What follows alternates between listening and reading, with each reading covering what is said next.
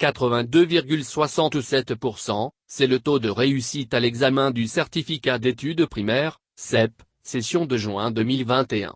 Les résultats ont été proclamés à Porto Novo, ce mercredi 30 juin, par le directeur des examens et concours du ministère des enseignements maternels et primaires, DEC/MAMP, Victor Adouinzin. Les candidats au certificat d'études primaires, CEP, session des 7, 8 et 9 juin dernier sont désormais fixés sur leur sort. Les résultats ont été proclamés, hier mercredi à Porto Novo, par le directeur des examens et concours du ministère des enseignements maternels et primaires, DEC/MAMP, Victor Adouinzin. Il ressort, de cette proclamation, que sur les 235,086 candidats ayant effectivement composé sur un effectif total de 241 974 inscrits, 194 341 sont déclarés admis.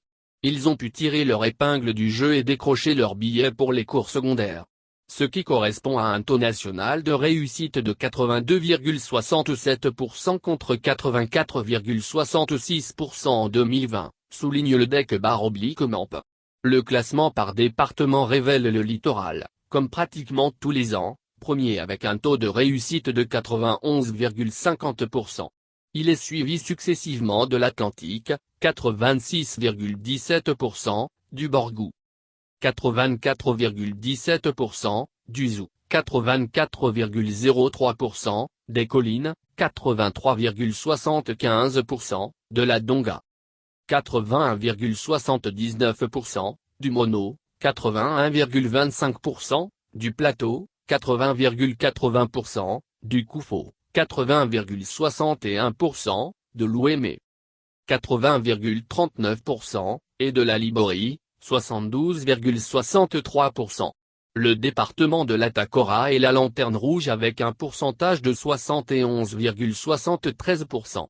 Le DEC/MAMP précise que les résultats proclamés ne prennent pas en compte la session des malades qui démarre lundi 5 juillet prochain dans les chefs-lieux des 12 départements du Bénin.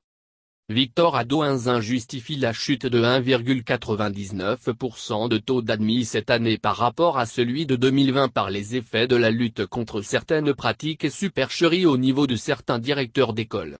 Lesquels, de peur d'obtenir 0,0% de taux de réussite et d'être sanctionnés et déchargés de leur poste pour insuffisance de résultats comme c'est le cas depuis 2020, s'arrangent pour ne présenter que les écoliers dont ils jugent bon le niveau. Mais cette année, poursuit le DEC/MAMP, le ministre Salimane Karimou a redoublé de vigilance en obligeant les directeurs à présenter tous les écoliers du cours moyen deuxième année, CM2, ayant suivi régulièrement les cours. Ce qui a d'ailleurs été senti sur le taux d'inscription qui est monté de plus de 7% cette année, note-t-il.